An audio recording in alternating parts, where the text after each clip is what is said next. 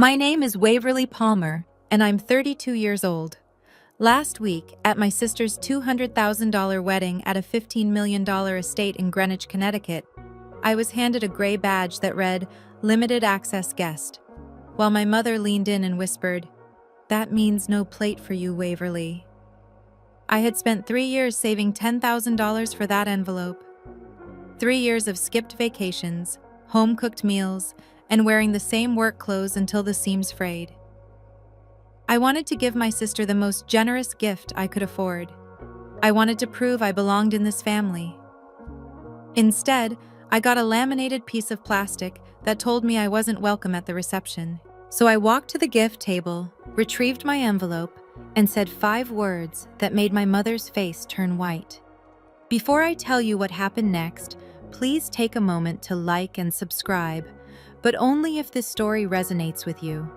Drop a comment telling me where you're watching from and what time it is there. But to understand why I did what I did, I need to take you back 6 months before that wedding.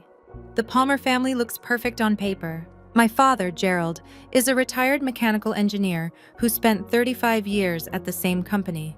My mother, Patricia, worked as a bank teller before she decided that being a homemaker suited her better, especially once my sister started winning academic awards. And then there's Miranda, 3 years older than me, Harvard MBA, investment banker at a prestigious firm in Manhattan, the daughter who made my parents' Christmas cards worth sending. And me? I'm a mid-level accountant at a small logistics company in Queens. I live in a studio apartment that costs $1,800 a month and has a view of a brick wall. I went to community college, then transferred to a state university because my parents said they couldn't afford to send 2 daughters to expensive schools. Funny how they found the money for Miranda's down payment on her Upper East Side condo 3 years later. Growing up, I learned to measure love in square footage. Miranda's bedroom was twice the size of mine. Her closet had built-in shelves. Mine had a metal rod and 3 plastic hangers from the dollar store. When she graduated high school, my parents threw her a party with catered food and a live DJ. When I graduated, my mother said, "We'll do something small," and then forgot entirely. But the thing I remember most clearly is the photo on our living room mantel. It's a family portrait from 2015. My parents and Miranda, standing in front of a Christmas tree, smiling like they'd just won the lottery. I'm not in it. My mother said the frame was too small to fit all 4 of us, so they cropped me out. I spent years telling myself it didn't mean anything. I was wrong. The first time I truly understood my place in this family, I was 18 years old. It was June 2009, my high school graduation day. I'd spent 4 years working toward that moment, honor roll every semester, volunteer hours at the local library, a part-time job at a frozen yogurt shop so I could buy my own prom dress. I wasn't valedictorian, but I was proud of what I'd accomplished. The ceremony started at 2 in the afternoon.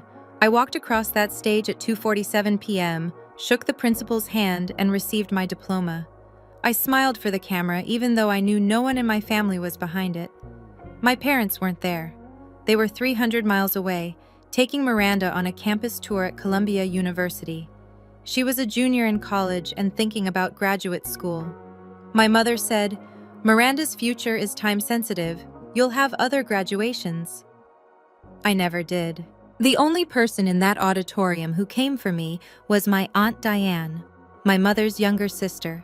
She drove 2 hours from her flower shop in Hartford to sit in the 3rd row and cheer when my name was called. Afterward, she took me to dinner at a little Italian restaurant and gave me a card with a $100 bill inside. "Your mother did the same thing to me once," she said quietly, cutting into her chicken parmesan. "When I got engaged, she was too busy helping your grandmother reorganize her china cabinet to come see the ring." I didn't know what to say. Aunt Diane reached across the table and squeezed my hand. "You're not missing anything, Waverly. They just don't know how to see you yet. But I've spent 15 years waiting for them to see me, and I'm starting to think they never will." 6 months before the wedding, My phone buzzed with a text from our family group chat.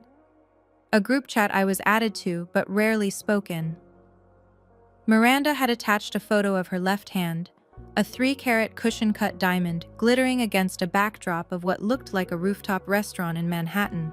The message read, "Jonathan proposed. Wedding planning starts now. Jonathan Whitmore III." I'd met him exactly twice, once at a family dinner where he spent the entire meal talking about his golf handicap, and once at Miranda's birthday party where he didn't acknowledge me at all. His family was old money, Greenwich, Connecticut. His father was a retired hedge fund manager, and his mother sat on the boards of 3 different charitable foundations, the kind of people who summered as a verb. My mother's response came within seconds. "My baby! This is the happiest day of my life." My father sent a thumbs-up emoji. I typed and deleted 3 different messages before settling on, "Congratulations, Miranda, I'm happy for you." No one responded. 2 weeks later, the invitation arrived. Thick cotton paper, at least 600 grams. The lettering was embossed in gold, with a custom monogram featuring intertwined Ms. and J's. A small insert informed guests that the wedding would be held at the Whitmore family estate, and that accommodations at a nearby hotel had been reserved at a discounted rate of $450 per night. I held that invitation in my hands and made a decision. This time would be different. I would give Miranda the most generous gift I could afford. I would prove to my parents that I was just as valuable as my sister. I started a savings account the next day. I called it Wedding Fund. I didn't know that my mother had other plans. It took me 3 years to save $10,000. That might not sound impressive to some people, but when you make $52,000 a year before taxes and live in New York City, every dollar counts. I stopped going out to lunch. I made coffee at home instead of buying it. I didn't take a single vacation, not even a weekend trip to somewhere cheap. When my winter coat started falling apart, I sewed the lining back in myself instead of buying a new one. I wanted to give my sister something meaningful, something that proved I wasn't the family disappointment they thought I was. 3 weeks before the wedding, I went to my bank and requested a cashier's check for $10,000. The teller, a young woman with kind eyes, asked if I wanted it in an envelope. I said yes. Then I went home to my tiny studio apartment and wrote a letter to my sister. "Dear Miranda, congratulations on your wedding. I know we haven't always been close, but I hope this gift helps you and Jonathan build a beautiful life together. Wishing you all the happiness in the world. Love, Waverly." I put the check and the letter in the envelope, sealed it, and wrote both our names on the front. Then I took a photo of everything, the envelope, the check, the letter, and saved it to a folder on my phone. I don't know why I did that. Maybe some part of me already suspected what was coming. That same night, my mother called. Her voice was bright and artificial, the way it always got when she wanted something. "Waverly, have you bought your gift yet? I was thinking you could send the money to me now, and I'll combine it with our gift for the card." I paused. "I'd rather give it myself, Mom, at the wedding." Silence. Then, "Fine, whatever you want." She hung up without saying goodbye. The signs were there. I just didn't want to see them. 2 months before the wedding, Miranda hosted her bridal shower at the plaza. I wasn't invited to help plan it. That honor went to her 4 best friends from business school and 2 cousins from my mother's side. Cousins I'd met maybe 3 times in my entire life. Cousins whose families had money. I was seated at a corner table with people I didn't know. Friends of friends. The kind of guests who get invited because the room needs to look full. During the champagne toast, my mother stood up and talked about Miranda's accomplishments. Harvard, her career, her brilliant future husband. She spoke for 7 minutes. She didn't mention me once, not even a thank you to Waverly for being here. But the moment I'll never forget happened in the bathroom. I'd stepped away to fix my makeup. I'd been crying a little, not that anyone noticed, when I heard voices from one of the stalls. My mother and my Aunt Harriet, whispering. "Thank God you didn't make her a bridesmaid," Aunt Harriet said. Can you imagine? The Whitmores would have asked what she does for a living, and then what? My mother laughed. It was a light, airy sound. I know. Miranda understood immediately. Jonathan's mother is very particular about appearances. We can't have anything distracting. I stood frozen in front of the mirror. My reflection stared back at me, mascara smudged under one eye. Distracting. That's what I was to them. Not a sister, not a daughter. A distraction that might ruin their chance to climb into the Whitmore family's world. I should have left right then, but I didn't. I told myself it would get better. I told myself the wedding day would be different. 1 week before the wedding, I received an email from the wedding planner. The subject line read, "Rehearsal dinner guest list, final." I scrolled through the 40 names on the list. Miranda's bridesmaids, Jonathan's groomsmen, both sets of parents, aunts, uncles, cousins from the Whitmore side, even a few of Miranda's college friends who'd flown in early. My name wasn't on it. I read the list 3 times, convinced I'd missed it. Then I called my mother. "Mom, I didn't get an invitation to the rehearsal dinner." "Oh," she paused. "Waverly, the rehearsal dinner is only for the wedding party and immediate family. Jonathan's parents are very strict about the numbers." I felt something cold settle in my chest. "I'm not immediate family?"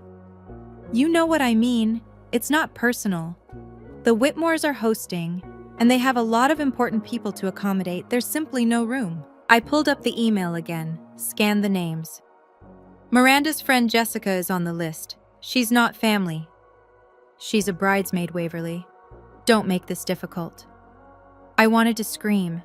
I wanted to ask her why Jessica, a woman Miranda had known for 4 years, was more important than the sister she'd grown up with. But I knew it wouldn't matter. My mother had made her choice a long time ago. "Okay," I said quietly. "I understand." "Good. We'll see you at the ceremony."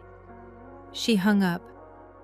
I sat in my apartment for a long time after that, staring at the envelope on my kitchen table. $10,000, 3 years of sacrifice, and I wasn't even invited to the dinner the night before. But I still believed the wedding day would be different. I still believed that when they saw what I'd done for Miranda, they'd finally see me. I was so naive. 3 days before the wedding, Aunt Diane called me. I could hear scissors snipping in the background.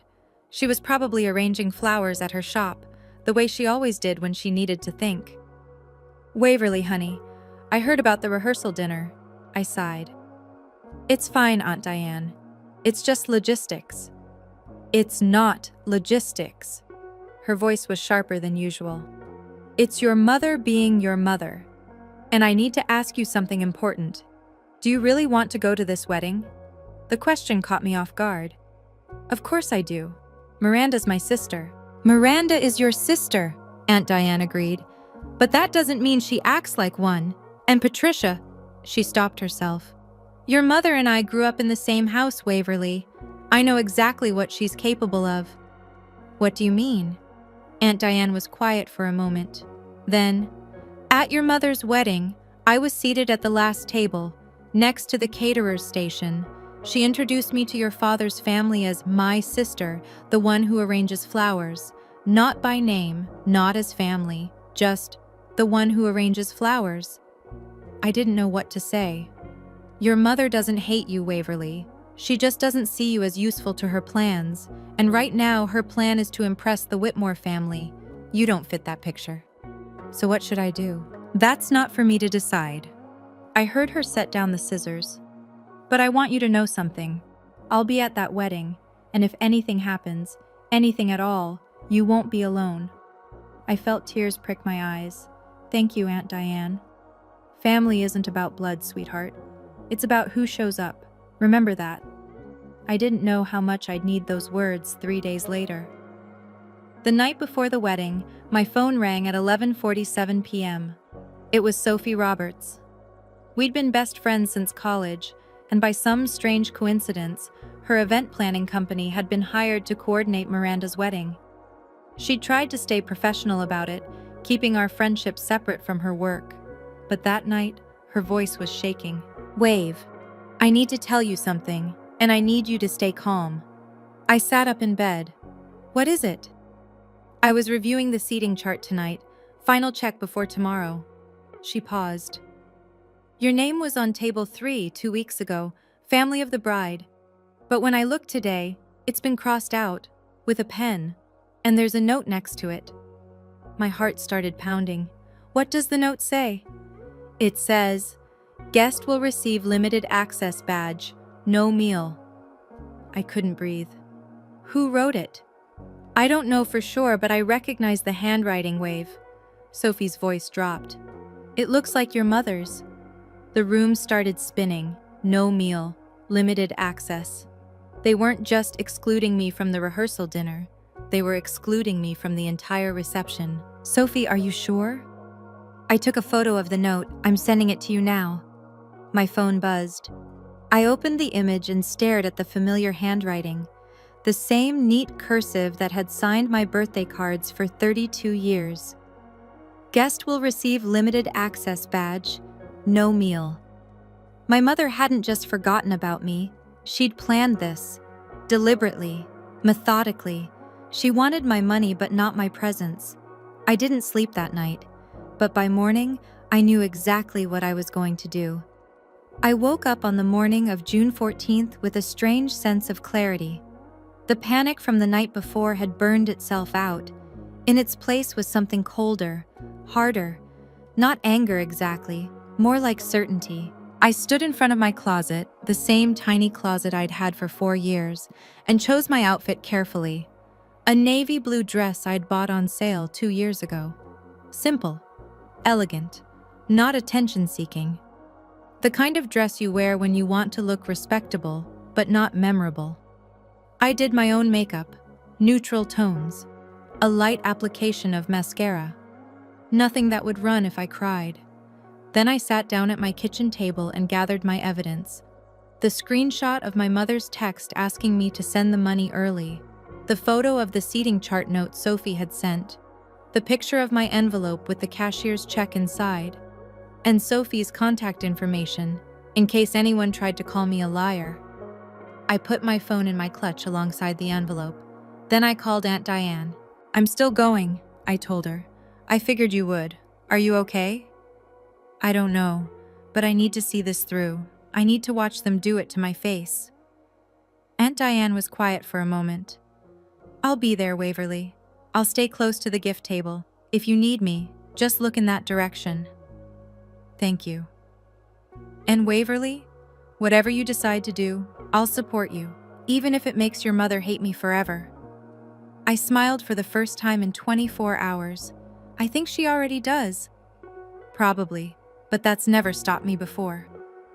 I hung up, picked up my clutch, and walked out the door. It was time to face my family.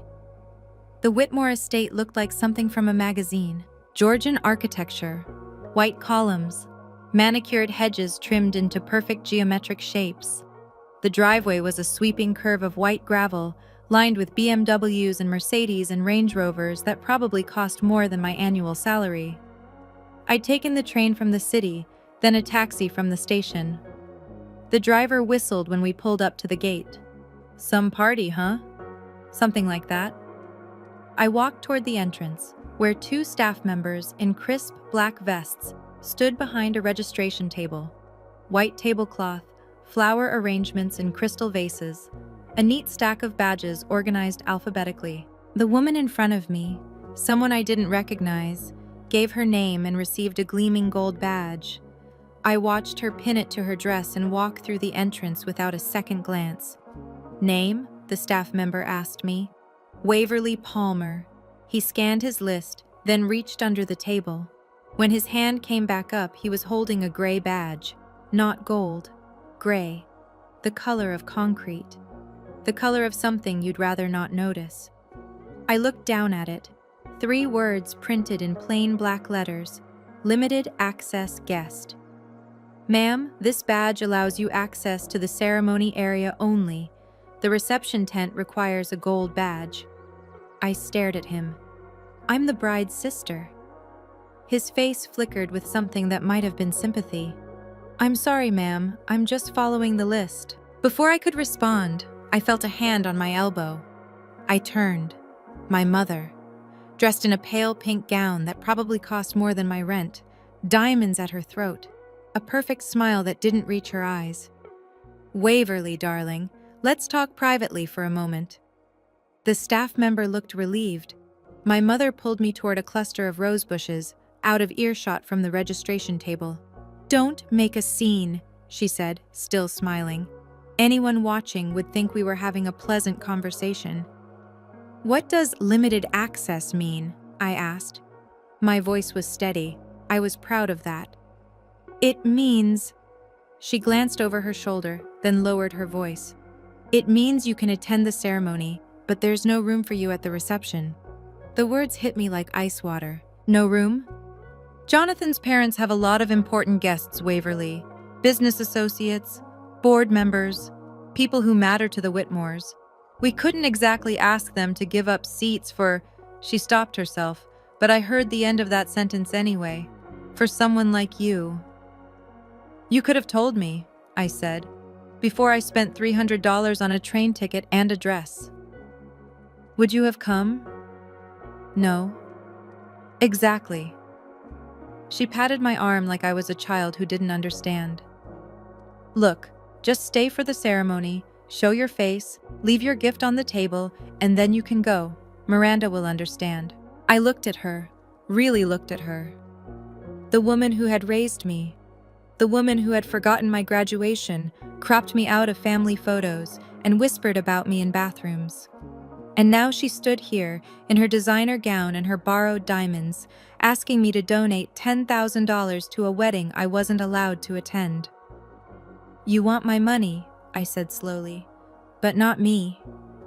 "Don't be dramatic, Waverly." Something in my chest clicked into place. Not breaking, setting. "Okay, Mom," I smiled. "I won't make a scene." She exhaled with relief. She had no idea what was coming. I played the part perfectly. I nodded when my mother finished her explanation.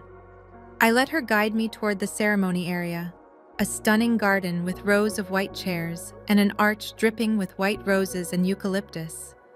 I took a seat in the very last row, near the edge, where no one would notice me. The chair was different from the others, cheaper. A basic folding chair, while the first 10 rows had cushioned seats with high backs. I sat down and watched my family prepare for the happiest day of their lives. My father stood near the front, making small talk with Jonathan's father, a silver-haired man in a suit that probably cost $5,000. My mother circulated among the guests, laughing and touching arms and doing that thing she does, where she makes everyone feel like they're the most important person in the room. Everyone except me. Miranda emerged from the main house in a cloud of white tulle and chantilly lace. A Vera Wang gown. I'd heard her mention the designer at least 15 times. $20,000 of fabric and beading that made her look like a princess. She was beautiful. I'll give her that. The ceremony began. Vows were exchanged. Tears were shed, mostly by my mother, who dabbed at her eyes with a monogrammed handkerchief. When Miranda and Jonathan kissed, 150 people rose to their feet and applauded. I stayed seated. Afterward, the photographer gathered the families for portraits. Both sets of parents, the wedding party, extended relatives I'd never met. "Anyone else from the family?" the photographer called out. My mother shook her head. "No, we're all here." I watched them pose in front of the rose arch, smiling like the perfect family they'd always wanted to be. And I thought, not for much longer. The ceremony ended with a shower of white petals and a string quartet playing Mendelssohn. Guests began drifting toward the reception tent, an enormous white structure that glowed from within like a lantern. Through the open flaps, I could see crystal chandeliers hanging from the ceiling, tables draped in ivory linen, centerpieces of imported Dutch flowers that probably cost more than my weekly groceries. I stood at the edge of the garden, watching my family disappear into that golden light. No one looked back. For a moment, just a moment, I considered leaving. Taking my envelope, walking back down that white gravel driveway, and never speaking to any of them again. It would have been the dignified thing to do, the quiet thing. But I was done being quiet. A hand touched my shoulder. I turned to find Aunt Diane standing beside me, her silver hair pulled back in an elegant twist, wearing a simple burgundy dress that somehow looked more regal than anything my mother had on. "How are you holding up, sweetheart?" I showed her the gray badge still clutched in my hand. "They don't want me at the reception." "I know, Sophie told me." She didn't look surprised, just sad. "What are you going to do?" "I'm going to get my envelope back." Aunt Diane nodded slowly. "The gift table is near the east entrance. I walked past it earlier." She squeezed my hand.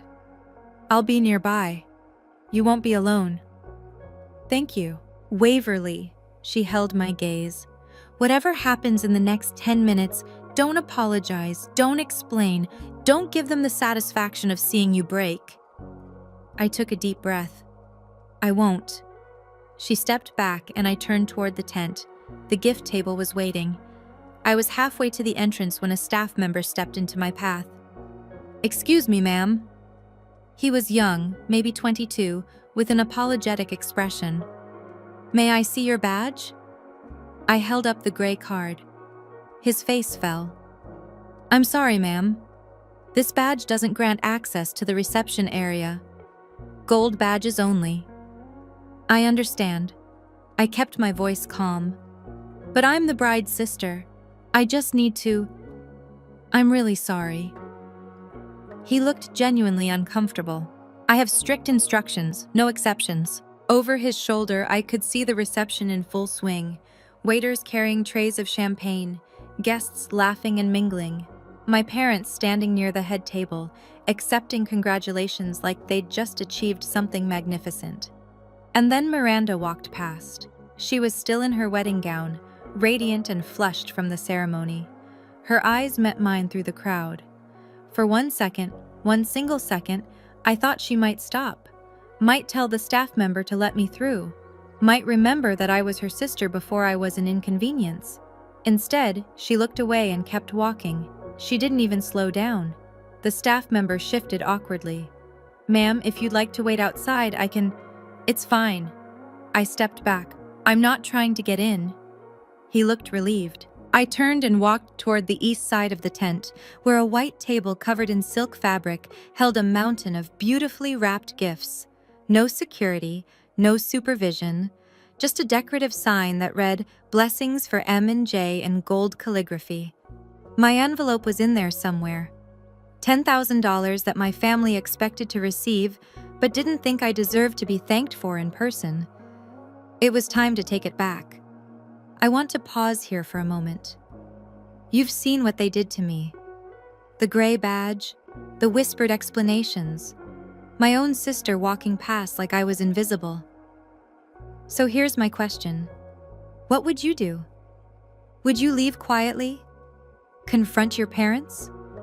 Or something else entirely? Drop your answer in the comments, A, B, or C. I really want to know. And if this story has you feeling something right now, hit that share button. Someone in your life needs to hear this. Now, let me tell you what happened next. The gift table was even more elaborate up close. Ivory silk cascading to the grass, white peonies arranged in crystal bowls, boxes wrapped in expensive paper with coordinated ribbons, the kind you see in luxury department stores.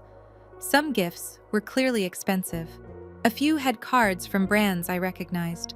Tiffany, Williams-Sonoma, one long box that might have been from a jeweler. And there, near the left corner, partially hidden under a larger package, a white envelope with familiar handwriting. From Waverly Palmer. I'd written those words myself, 3 weeks ago at my tiny kitchen table, hoping this gift would finally make my family see me differently. What a joke. I glanced around. The staff members were focused on the tent entrance. A few guests lingered nearby, sipping champagne and chatting, but no one was watching the gift table. Why would they? Who steals from a wedding? I'm not stealing, I reminded myself. I'm taking back what's mine.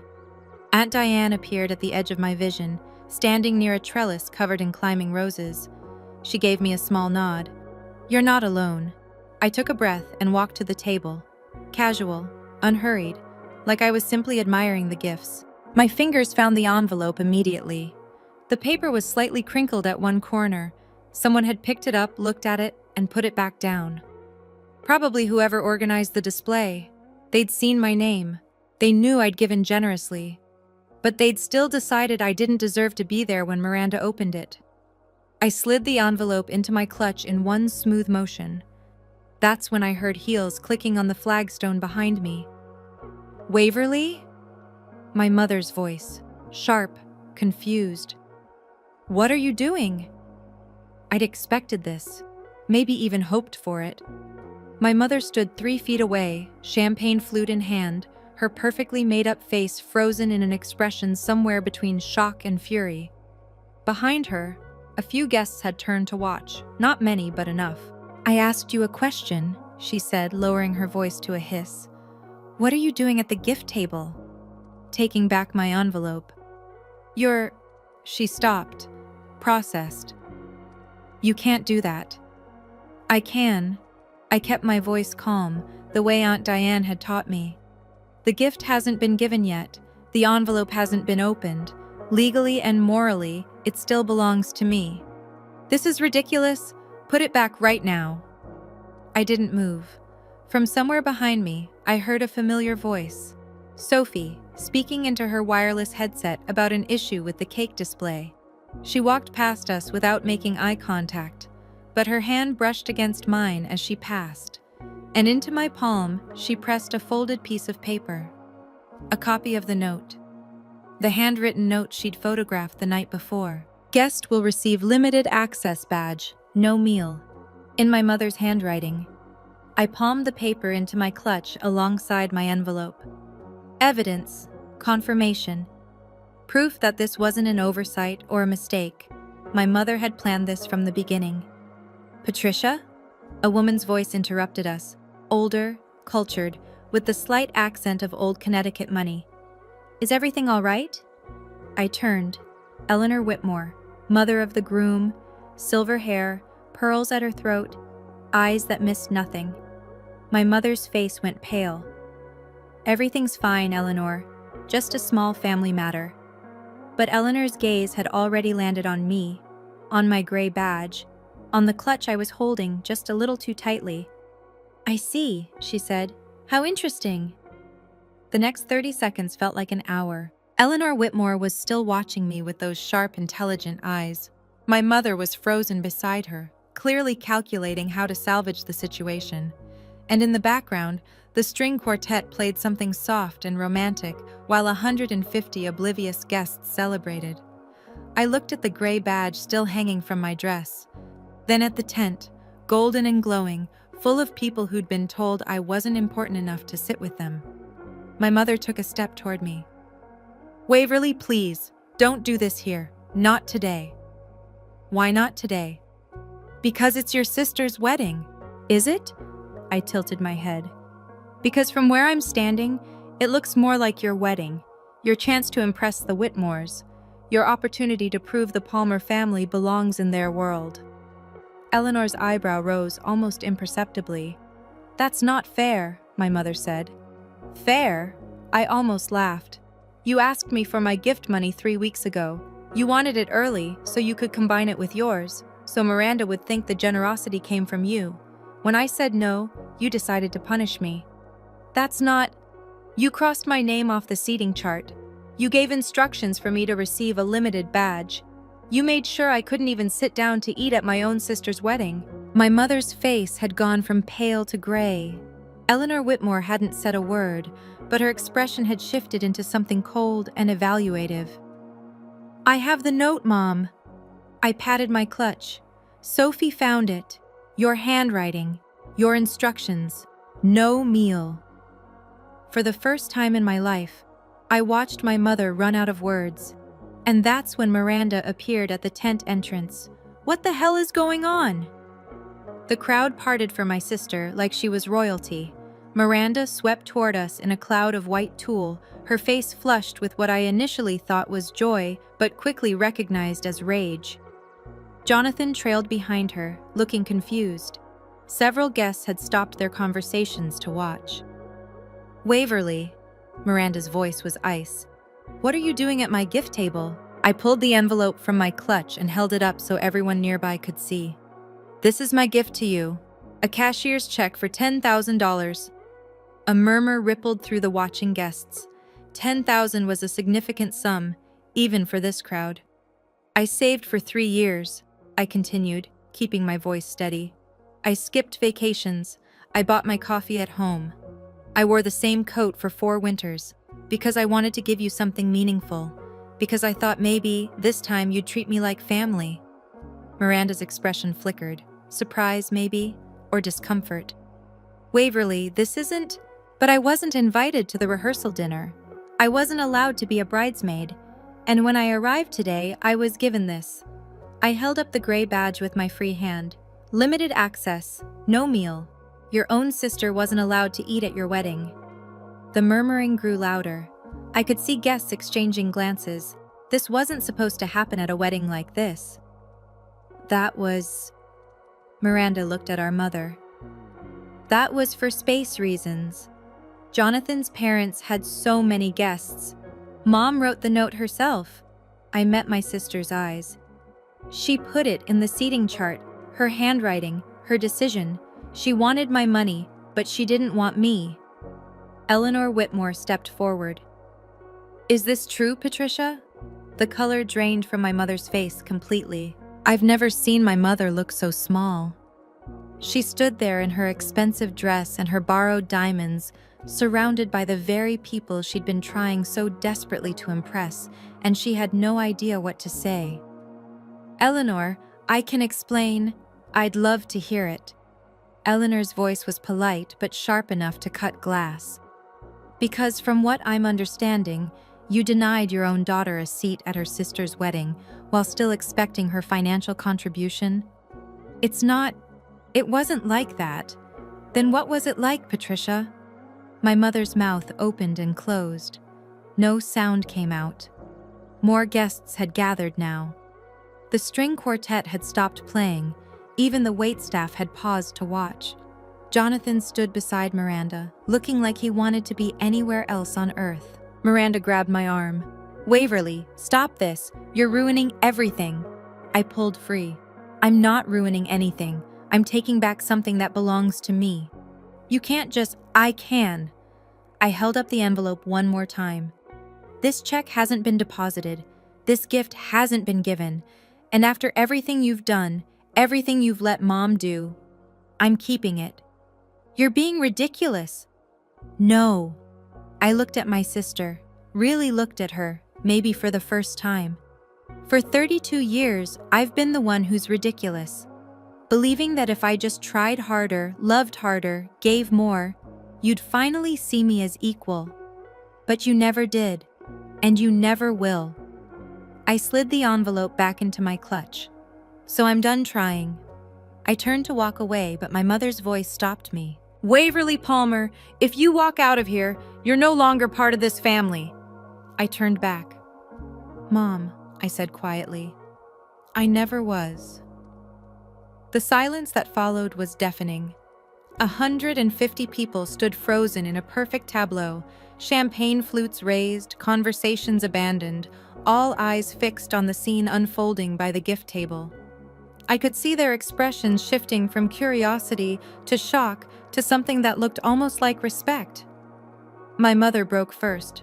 "You ungrateful, selfish..." "Patricia!" Eleanor Whitmore's voice cut through like a blade. "Perhaps this isn't the moment." My mother whirled toward her. "Eleanor, please, you don't understand." "I understand perfectly." The older woman's gaze was arctic. "You excluded your daughter from her sister's wedding reception. You denied her a seat, a meal, and basic dignity, and you expected her to silently contribute $10,000 anyway." She paused. "That's not a misunderstanding. That's a calculation." Jonathan shifted uncomfortably. "Mom, maybe we should..." We should have been told the full situation before we agreed to host this wedding. Eleanor didn't raise her voice, but she didn't need to. The Whitmores value family, Patricia. All of family, not just the members who photograph well. My mother looked like she'd been slapped. Miranda stepped forward, tears streaming down her face. This is my wedding day. This is supposed to be the best day of my life. I felt something shift in my chest, not guilt exactly, but something close to it. I know, I said quietly, and I'm sorry it's been disrupted, but I won't apologize for refusing to be invisible anymore. I turned to Aunt Diane, who had been watching from the edge of the crowd. She walked to my side and put her arm around my shoulder. We're leaving now, she announced to no one in particular. Have a lovely reception. And together, we walked toward the exit. Behind us, I heard my mother starting to cry. The chaos erupted the moment we cleared the rose garden. I could hear Miranda's voice rising to a shriek behind us, my mother's sobs, Jonathan trying to calm everyone down while simultaneously directing guests back toward the tent. The string quartet had started playing again, something upbeat and desperate, like they could restore normalcy through sheer musical willpower. Don't look back, Aunt Diane murmured. Keep walking. But I did look back, just once. My father was standing at the edge of the tent, watching me leave. His face was impossible to read, somewhere between shame and sorrow, and something I couldn't name. For a moment I thought he might come after me, might finally, after 32 years, choose me. He didn't. He turned and walked back to my mother's side. Aunt Diane squeezed my shoulder. I know, sweetheart, I know. We reached the front of the estate, where a taxi was already waiting. I'd called it that morning before I left my apartment. Some part of me had known I wouldn't be staying for the reception. You planned ahead, Aunt Diane said, impressed. I've learned that no one else plans for me. We climbed into the back seat. The driver, the same man who dropped me off earlier, glanced at us in the rearview mirror. Short party, huh? Something like that. As the car pulled away, I turned to watch the Whitmore estate shrink in the rear window. The white columns, the manicured hedges, the tent glowing gold against the afternoon sky. Somewhere in there, my family was dealing with the aftermath of what I'd done. And I felt nothing. Not triumph, not satisfaction. Just an enormous, exhausted emptiness. What happens now? I asked. Aunt Diane took my hand. Now, she said, you start your life. We were a quarter mile from the estate when I heard the shouting. The driver slowed as another car pulled up alongside us, a white SUV with the Whitmore Estate logo on the door. Through the window, I saw Miranda in the back seat, still in her wedding dress, mascara streaking down her face. Waverly, stop! The driver looked at me. Ma'am? Keep driving. But the SUV cut in front of us, forcing a stop. Before I could react, Miranda had thrown open her door and was running toward our taxi in $20,000 worth of ruined tool. You have to come back! She was breathless, desperate. You have to fix this! I rolled down my window. There's nothing to fix, Miranda. Yes, there is, her voice cracked. Eleanor is furious. Jonathan's father is asking questions. Mom won't stop crying. That sounds like a problem for Mom, not for me. Waverly, please. Miranda leaned against the car door, and for a moment, she looked like the little girl who used to sneak into my room during thunderstorms. I'll make it right. You can come back to the reception. I'll tell them there was a mix-up. A mix-up? I stared at her. You think this was a mix-up? It was complicated. Mom wanted my money, and you wanted to marry Jonathan without anyone asking awkward questions about your accountant's sister. I shook my head. That's not a mix-up, Miranda. That's a choice. Tears spilled down her cheeks. I'm your sister. Yes. I felt Aunt Diane's hand tighten on mine. And you chose to let them treat me like I wasn't. Miranda opened her mouth, closed it. She had nothing. Go back to your wedding, I said. Your guests are waiting. I rolled up the window. Drive. My phone started ringing before we reached the main road. Mom? Dad? Miranda? Mom again. Unknown numbers that were probably relatives calling on someone else's behalf. I silenced all of them and stared out the window at the Connecticut countryside, rolling hills, stone walls, houses with 3-car garages and tennis courts. You're allowed to feel things, Aunt Diane said quietly. This isn't nothing. I know, I swallowed. But I can't feel them yet, not while I'm still in this car, not while I can still see that house in the distance. My phone rang again. This time it was my father. Something in me, some old childish hope, made me answer. Waverly. His voice was thin, strained. Please come back. Your mother is... She's not handling this well. She's not handling it well? I know how it looks. Do you?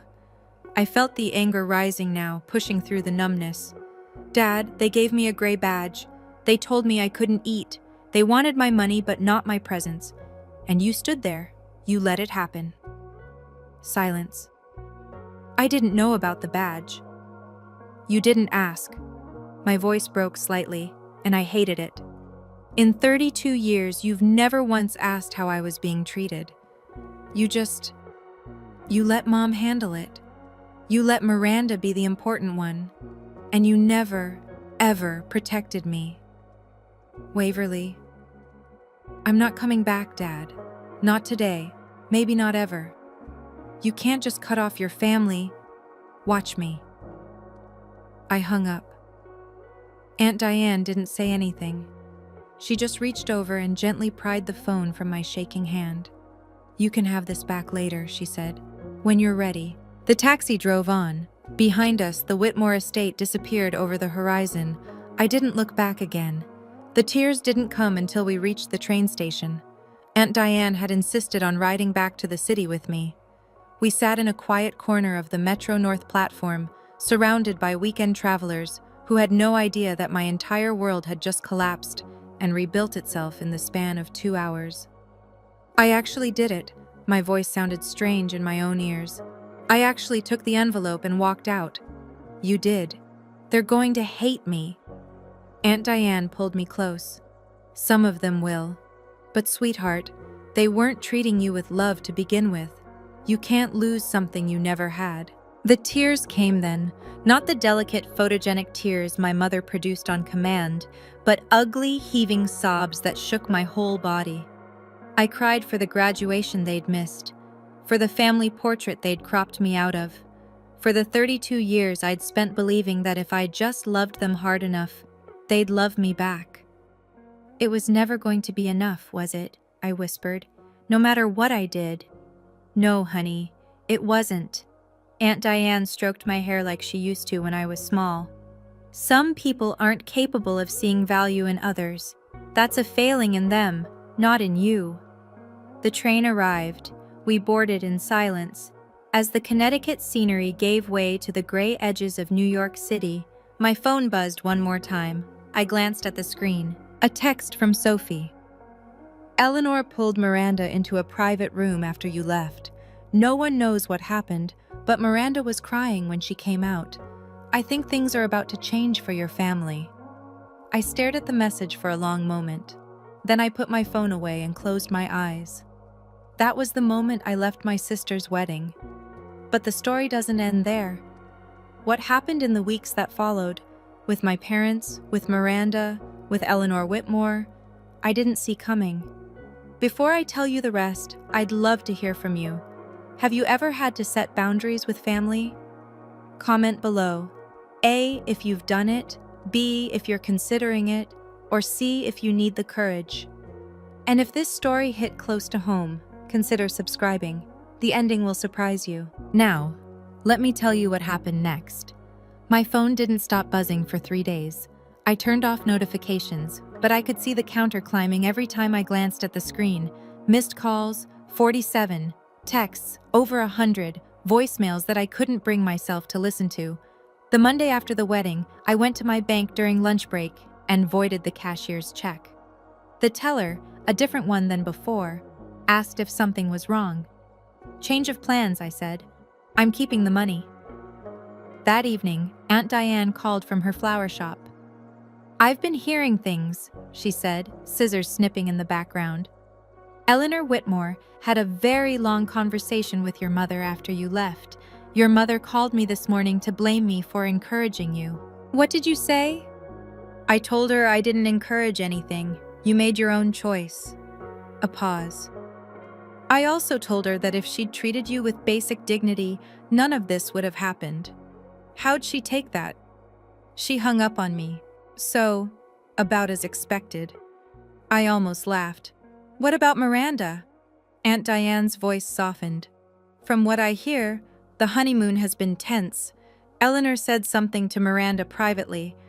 No one knows exactly what, but apparently there have been tears.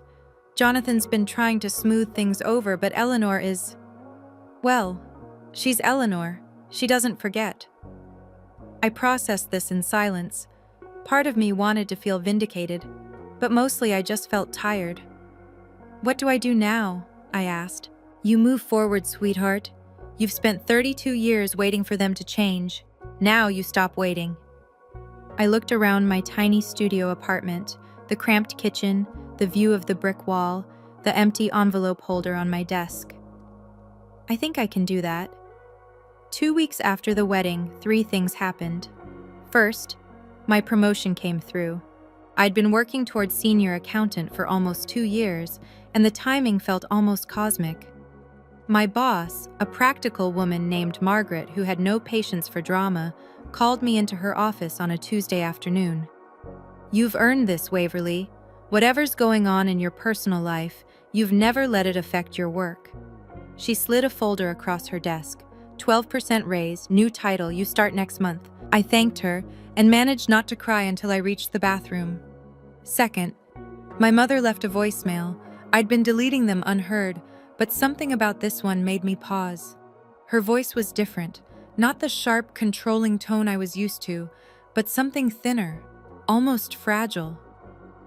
"Waverly, I know you're not listening to these, but I need you to know that Eleanor spoke to me about family, about how we treat each other."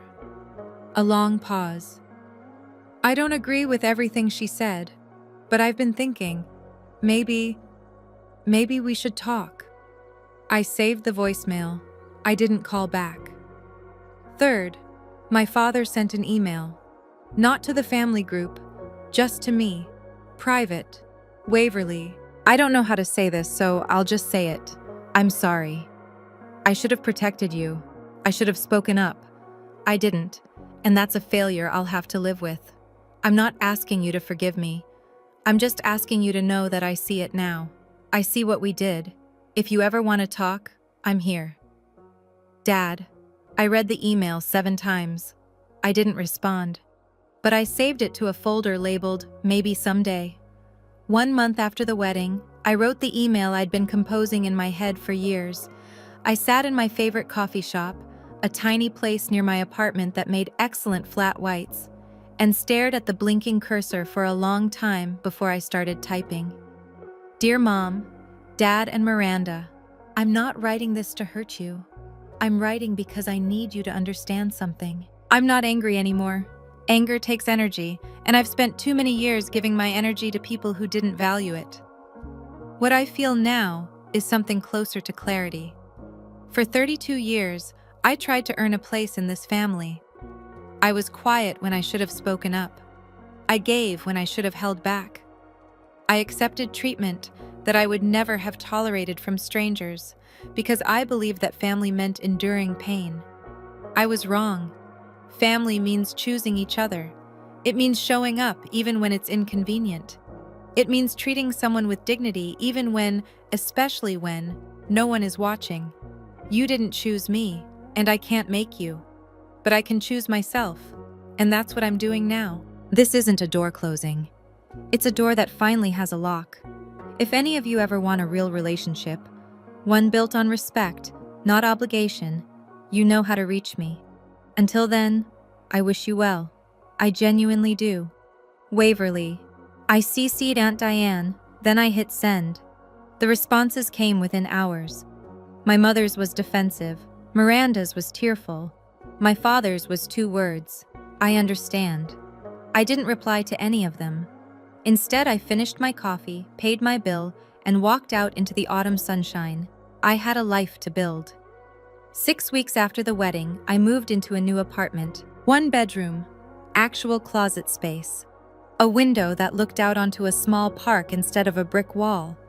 The rent was higher, but I could afford it now, partly because of my promotion, and partly because I had $10,000 that wasn't going anywhere else. Aunt Diane drove down from Hartford to help me unpack. We spent the whole day arranging furniture, hanging curtains, and arguing about the best placement for the small, succulent collection I'd started. "This one needs more light," she said, holding up a particularly stubborn echeveria. "And this corner gets good afternoon sun.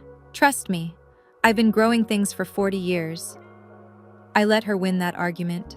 Around sunset, we took a break and sat on my new balcony with glasses of cheap wine. Below us, children were playing in the park while their parents scrolled through phones on benches. Normal life, ordinary joy. "I brought you something," Aunt Diane said. She handed me a framed photograph. Me at my high school graduation, clutching my diploma and smiling despite the tears in my eyes. I remembered that moment. It was right after the ceremony, right after I'd realized my parents weren't there. "You kept this?" "I've had it on my desk for 15 years, she smiled. "Figured it's time it hung somewhere it belongs." I stared at the image. Younger me, hopeful me, the me who still believed things would get better if I just kept trying. "Thank you," I whispered, "for everything. For being there when they weren't." Aunt Diane put her arm around my shoulder. "That's what family does, sweetheart. Real family." I hung the photo above my desk that night. For the first time, I looked forward to coming home. I've had a lot of time to think about why my family did what they did. My mother, Patricia, grew up in a house where status was everything. Her parents measured worth in titles and tax brackets. When Miranda married into the Whitmore family, Mom saw her own redemption, a chance to finally belong to the world she'd always envied. I wasn't part of that picture, not because she hated me, but because I didn't fit her vision of who the Palmers could become. Psychologists have a term for this: vicarious achievement.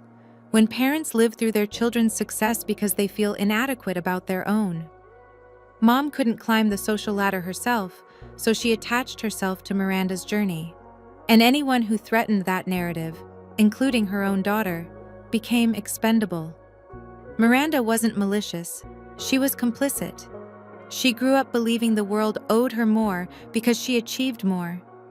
When Mom suggested downgrading my role at the wedding, Miranda didn't object because objecting would have cost her something. Golden children don't question systems that benefit them. And Dad? Dad was the enabler. The man who kept peace by never taking sides, which, in practice, always meant taking Mom's side. His silence wasn't neutral. It was a choice. But here's what I've learned. Understanding why someone hurt you doesn't mean you have to accept it. Compassion and boundaries can coexist. I don't hate my family. I pity them, a little. They're trapped in a house built on conditional love, and they can't even see the walls. But I'm not trapped anymore. If you're watching this and you've been waiting for permission to stop accepting less than you deserve, from family, from partners, from anyone, consider this your sign. You are allowed to love people and still walk away from them. You are allowed to protect your peace. You are allowed to choose yourself. And you are never, ever obligated to stay at a table where you're not fed. Thank you for staying with me until the end. If this story helped you feel less alone, drop a comment. A, if you've set boundaries with family. B, if you're working toward it. Or C, if you needed to hear this today. I read every single one. And if you want more stories like this, subscribe and tap the bell. There's a new one waiting for you in the description right now. Until next time, take care of yourself. No one else will do it the way you can.